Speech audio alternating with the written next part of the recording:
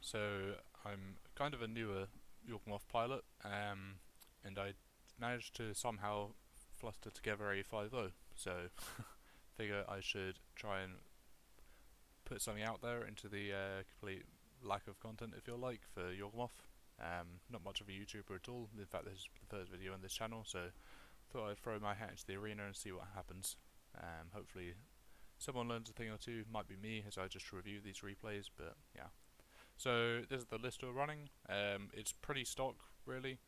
Um, we've got 2 endurances main deck just to help hedge, and worst case it's just a free creature we can use to help with the Chord of Calling or to put some creatures back in our deck if we get a Blood Artist killed or milled over by Grist. Yeah. 3 Thoughts is in the sideboard for control matchups or anything where if we just can't deal with some of their stuff, we just want to bin it instead. Necromancer for the combo matchups. Crime Punishment for any cheap creature aggro. Hepatra for any more creature heavy, I want to say, or mid-rangey matchups. Just completely machine gun down their board when we get that online with Yawgmoth and a spare creature we can kill. Sacrifice, sorry. Outland Liberator, it's pretty key card for the game 2s. A lot of artifact enchantment based graveyard hate which can interrupt our combo, so normally comes in a fair bit. More endurances, just graveyard hate is pretty great.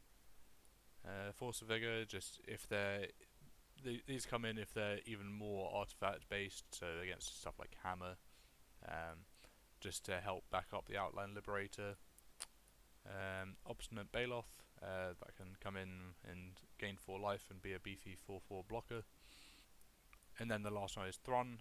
This is just the huge hexproof regenerating threat that control is, not going to have a fun day with, basically. Yeah, pretty stock. Let's go for it. Right, so this is game 1 of the league.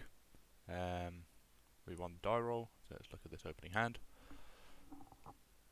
If this replay wants to work, there we go. So it looks like a nice turn to Grist with Yawgmoth. Seems pretty reasonable, good lands. See how this goes. Opponent also keeps a 7.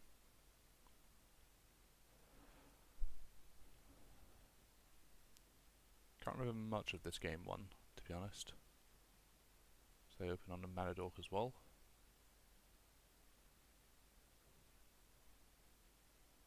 Not really sure what they're on at this point. Obviously I know now, but... So I'm thinking here is some sort of devoted druid thing. I had heard at this point that Heliod was making a comeback and already played against them kind of recently, and there we go, that thing, if I can call it that, confirms that for sure. It's kind of the bane of my existence. Yeah, top deck of Geist, just try and aggro through it, see what we can do. At least this can get through the Auriok champion. It's just the matter of any other creature we play or try to combo with is going to be offset by this champion, and obviously we can't really deal with it. To get the Heliod down, and things start really going bad from this point. Yeah, couldn't really block that Grist there. I suppose you could chump it with a Hierarch. I just didn't really think that Grist was going to be relevant, to be honest, at this point.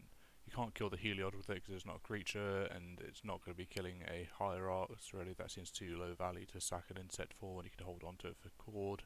Especially with a Chord in hand here, which can go for 1, 2, 3, 4, 5, 6, 7, plus 1 extra for a Yawgmoth.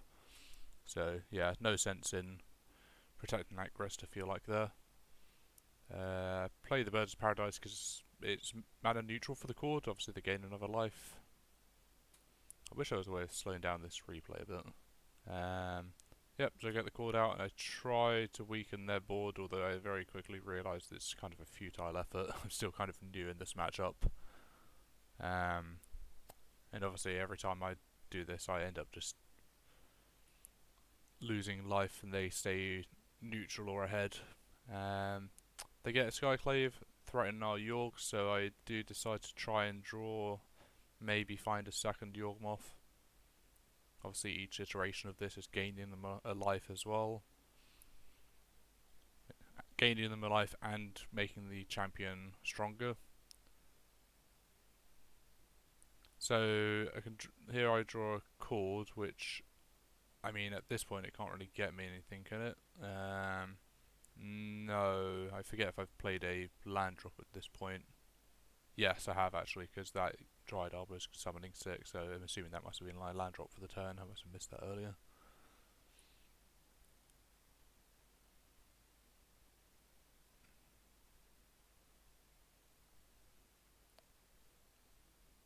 I think I'd probably go a bit too hard here. Yeah, I decided that I've got enough lands, and that's kind of all I can do really. I can block the Auriok champion at this point with the Yawgmoth.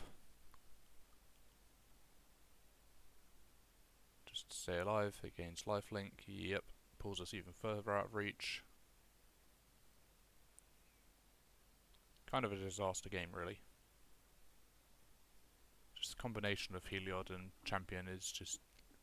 things start scaling out of control really quick. I think the only way to deal with this, you need a Blood Artist to make the life gain neutral. Neutral for them, and meaning that you can then draw more to...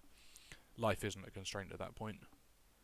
So you can combo through it with a Messenger as well to just outweigh them. In fact, if you have both Blood Artist and Messenger, you can actually deal with 2 of these. I think it's when there's 3, then that's when you have problems.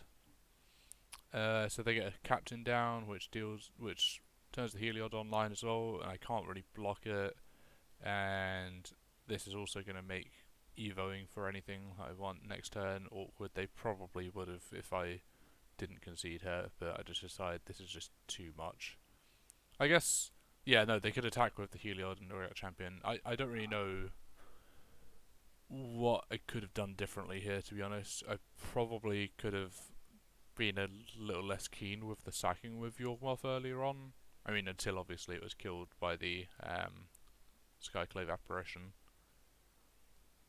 Yeah, don't really see any other options for this. It's just a rough game 1. They just had the early champion, which just is a massive beater for them, especially when they come out with the Heliod. So yeah, on to game 2, I guess.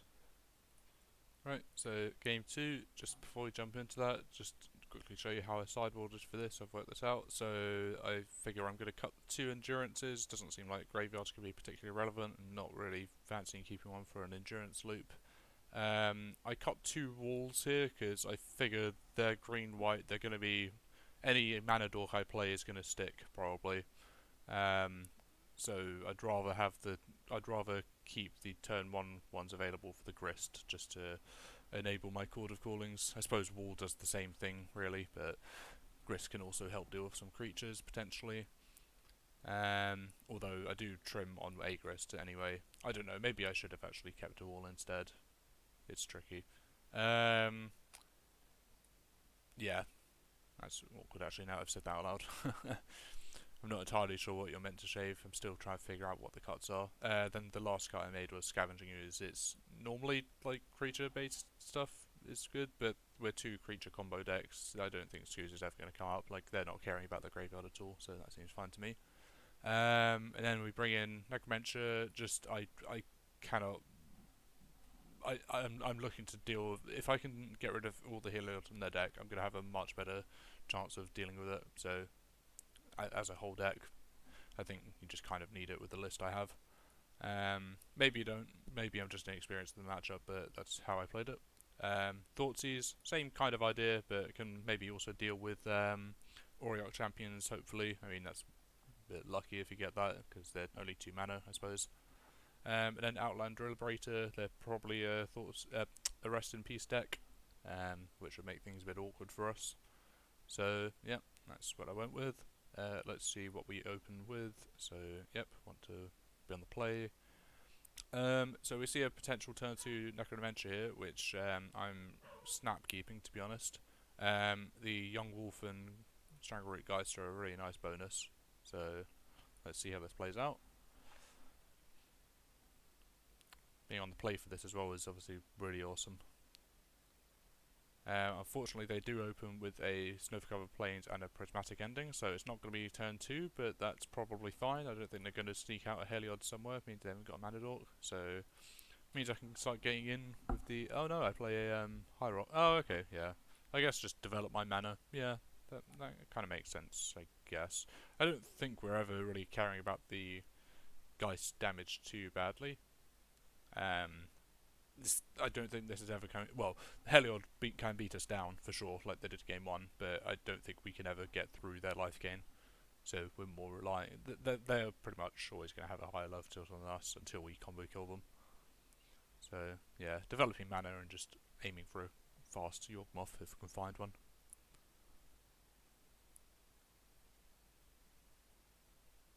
Conclave Mentor, yep, that's kind of annoying.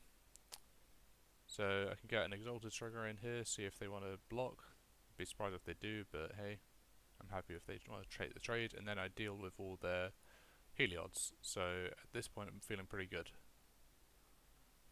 I did pause to take a screenshot of their deck. It's gone now. I don't remember seeing anything too crazy in there. In hindsight, I don't think they actually had a Rest in Peace.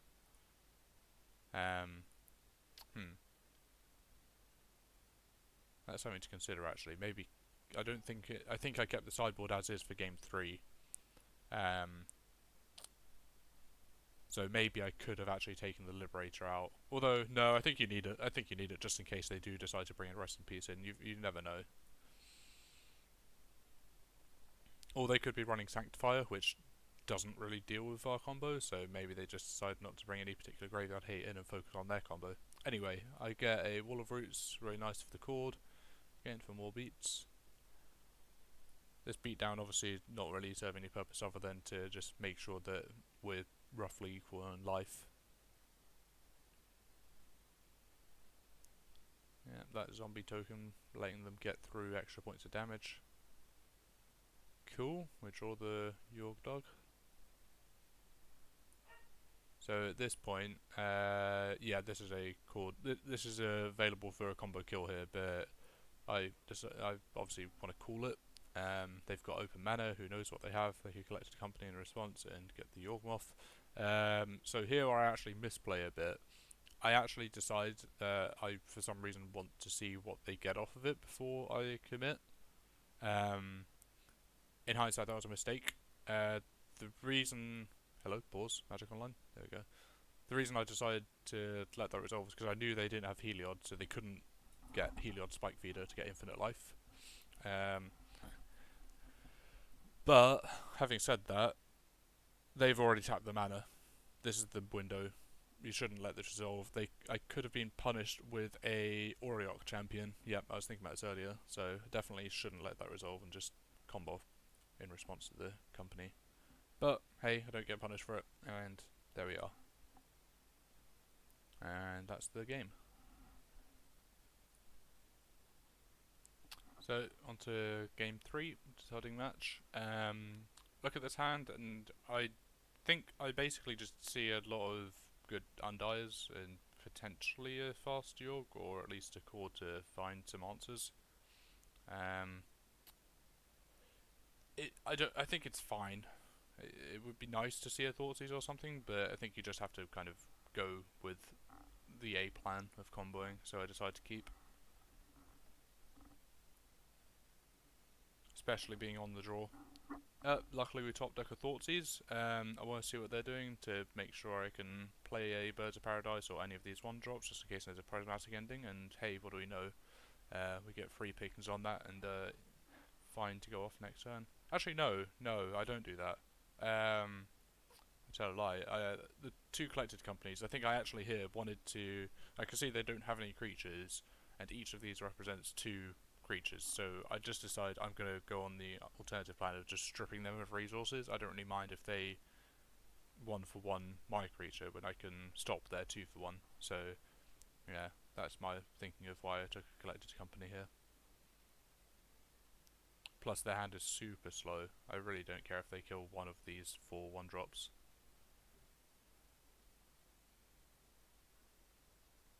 Nice painless mana here. After that, Thoughtseize taking us to 18. Yeah, I was debating whether I was meant to only play the Birds of Paradise or the Young Wolf. I think I probably could have found a way to make be more decisive about that rather than giving them the decision.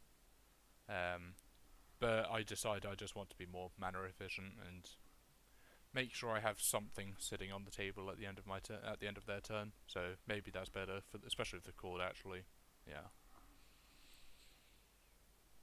Cool. I topped up with Gerald's Messenger and with a nice clear board. This looks pretty sweet.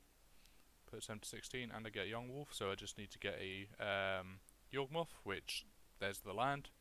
We know we've seen a collected company in their hand before, so we know what this mana is representing, so at this point I'm feeling pretty happy. I decided not to go for the attack because again I know they've got collected company. Maybe I could have done it just to force the issue, but I figured they're just gonna do it at some point. Oh wait, no, actually, sorry, I'm telling a lie. We can't attack. We need to hold for cord. So, yep, they tap out, and at that point we're clear to go. Obviously, we're both tied. This works in our favour because we're both tied on even life. So every time, the way that works, we sacrifice this, pay 1 life. We go down to 15. This comes back. They go down to 15. We can reset with the Young Wolf, puts us back down to 14. And then, yeah, every time we're both going down at 2 points at a time, but they're going down before us, essentially. So, yeah, that's that. I did in the moment have to look up a tweet by Mason Clark just to verify that, but yep, that's it. An opponent's recognising it and scoops, and that's the match.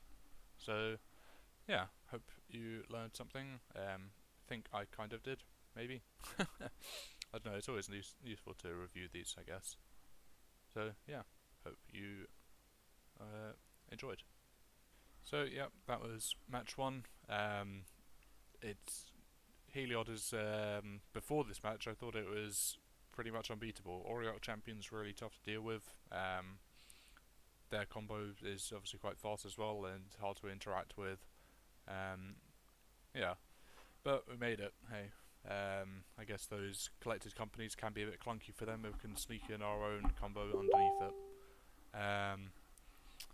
So, yeah. I just wanted to give a quick shout out to a few resources and a few people.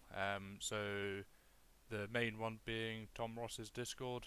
I'm going to put a link to that, to the Discord server, for anyone to come along, ask questions.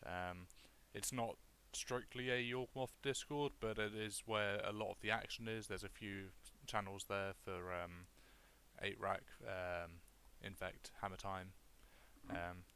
One for Guy Ruder if you're feeling spicy. Yeah, it's a nice little server. Come along, have fun. Also want to give a shout out to Control for Days in particular, who's on that server and is very active on YouTube. In fact, this list I kind of stole from him from the very latest video. You might have wondered why this is a sideboard Hepatris, because it's one he's experimenting with. I have been playing around with a main board Hepatra one as well, which is based on that. I'll just very quickly show you. I think I trim an endurance for it. I'm not sure where I stand on that at the moment, but hey, let's focus on this list for now. Yeah. Anyways, yeah, that's it.